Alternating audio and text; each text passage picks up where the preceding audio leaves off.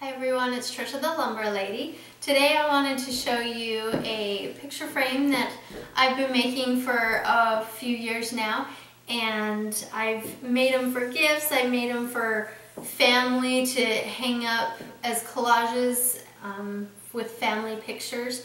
And so I just wanted to explain to you how easy they are. People ask me all the time, oh, those are really cute, how do I make those? So I'm going to share with you today. So these are my double frames. You've probably seen them on the internet a lot and kind of thought, how do I do that?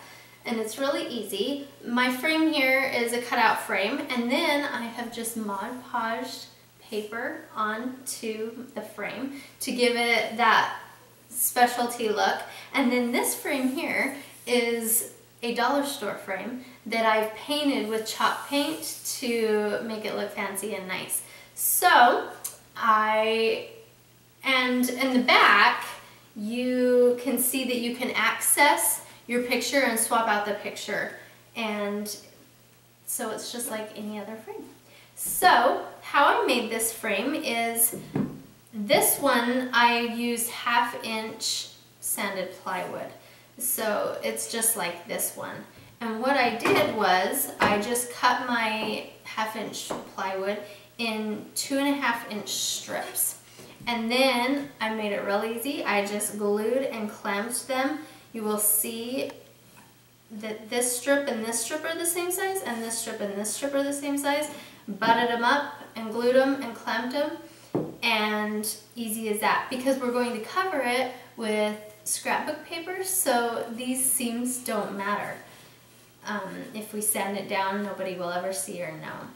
And so that is an inexpensive way to go about it, because the plywood is really cheap. You can make quite a few of these frames out of the 2.5 inch strips. If you wanted to, if you only had 1x3s, you can make one with 1x3s. That's what this one is. So it is a little bit thicker. It's 3/4 of an inch instead of 1/2 inch. And this one, I did my 1x3s, and I did the angled 45-degree cuts and glued them together. Now with the 1x3s, you could do the same as this one. You could just butt them up and make it easy. Sometimes the angled cuts are harder, but that's up to you what you want to do.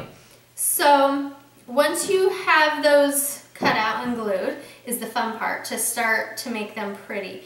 Now if you notice on both of these, one hole is smaller than the other. That's because one is for a 4x6 and one is for a 5x7. Now, so that's the only thing you have to take into consideration. When you're making this opening, it needs to be able to have room so that you can glue your frame on the back and still be able to access the glass so you can change out the picture. So just make sure, in fact, when I go to the dollar store, I look for frames with a big lip so that I have room to glue them on. So that might be something you want to take into consideration.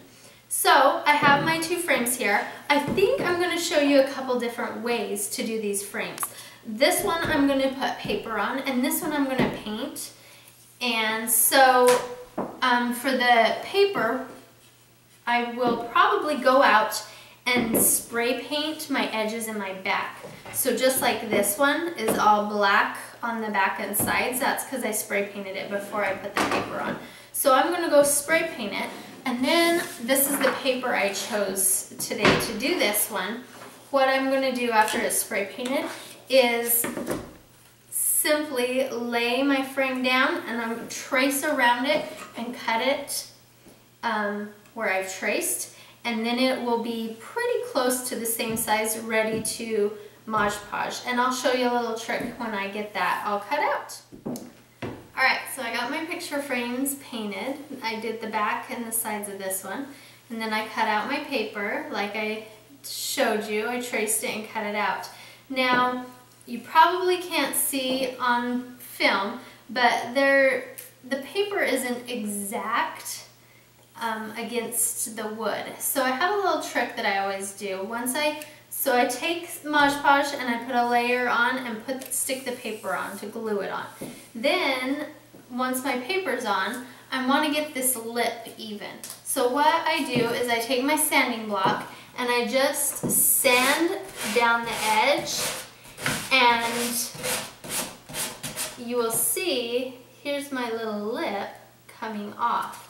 And so it becomes flush with the rest of the board. So now this is flush and even, and so I'll go around and do all my edges and make that even and nice, and then I will put another coat or two of Mod Podge on top to seal that paper, and then that part of the frame will be done. Now my other frame that I'm not doing paper, I wanted to paint. So I painted my sides and my back white, and I decided I wanted to do a chevron pattern, and so I got a vinyl stencil, and then I'm just going to take my paint and just paint over the vinyl stencil. And I'll do a couple coats of that and let that dry and peel the vinyl off. Then I will be ready to work on my picture, on the actual dollar store picture frames.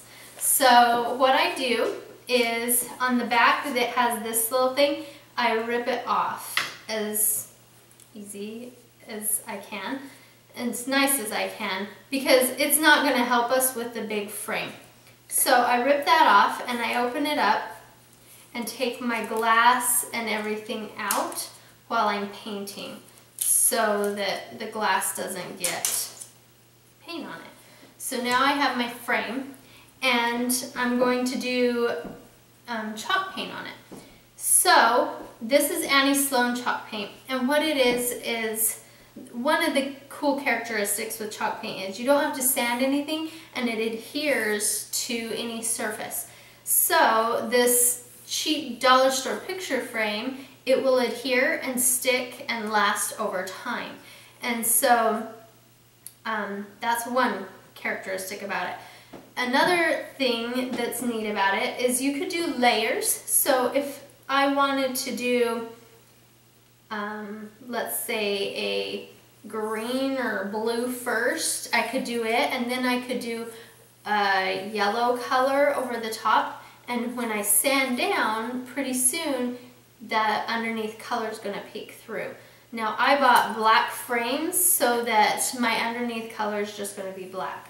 So you do a couple coats of the Annie Sloan chalk paint, which I've done here.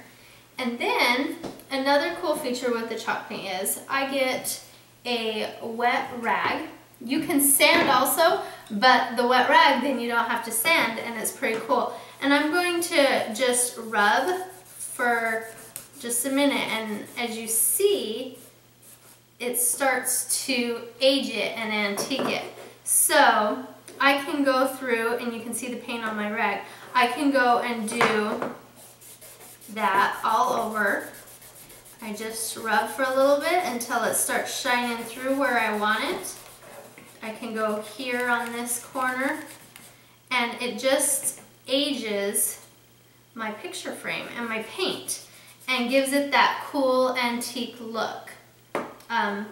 So I'm going to go through and wipe all my frame how I want it. When I get it to how I want, you can seal your frame.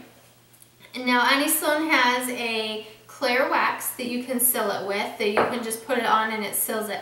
Another cool trick I've learned is to use the finest grade steel wool.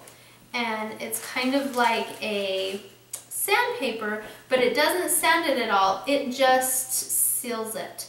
So once I get it to where I want, I rub this on it, and it gives it the smooth, almost cashmere type feel comes out, and it seals it. So I don't have to use my wax if I don't want to. I can just seal it with my steel wool, and then we're going to glue it onto our frames when they're ready. So I'm going to go get to work painting, and I'll be back. Alright, so I'm back. I got my frame all painted and my vinyl peeled up, and I went ahead and went outside and used my power sander and sanded it down to give it this cool aged look.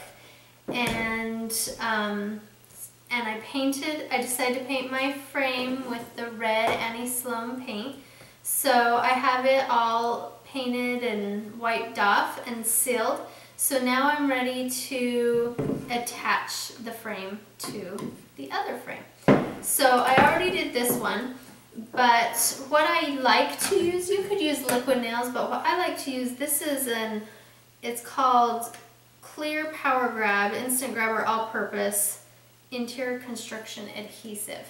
And the reason why I like this is because it dries clear.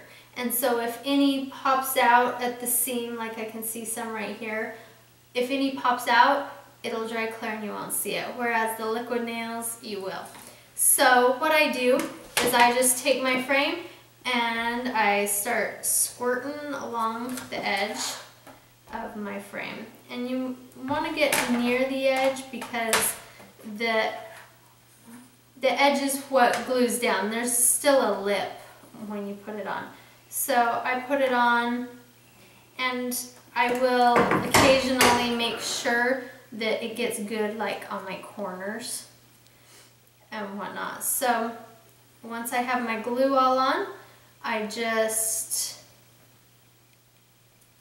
have my glue.